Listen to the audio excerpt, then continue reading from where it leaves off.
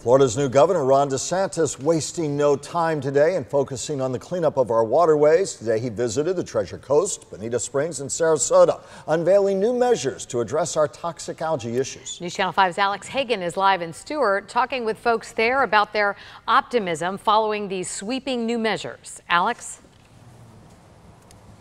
Well, less than 48 hours after taking office, Governor Ron DeSantis issued an executive order today calling for increased water monitoring and more funding for Everglades restoration, which keeps the hopes alive here along the Treasure Coast.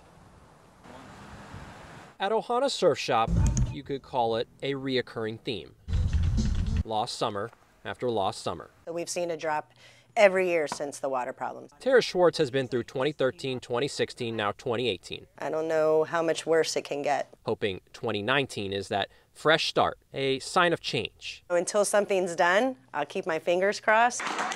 2 days after taking office, Governor DeSantis in Stuart Thursday trying to get things done. When I say things, I mean them. On his last stop of the day, announcing he intends to shake up the South Florida Water Management District Board, he sent a letter to each of the district board members asking for their resignations. We really needed to have a fresh start at the South Florida Water Management District. He also issued an executive order, more than $2 billion over the next 4 years for Everglades restoration, an increase in spending from previous years.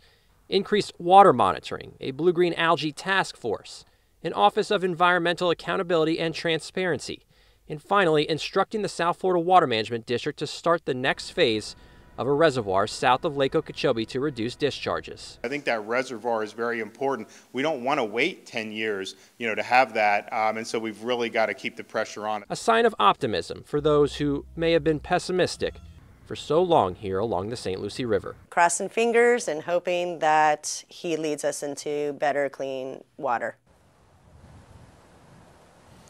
And one of those district board members was actually at the announcement here today in Stuart, Brandon Tucker, who represents the Treasure Coast. He told me he will not resign and would love to sit down with Governor Ron DeSantis to discuss these water issues moving forward. If you'd like to see the full announcement from the governor here in Stuart today, you can find that on our website, WPTV.com.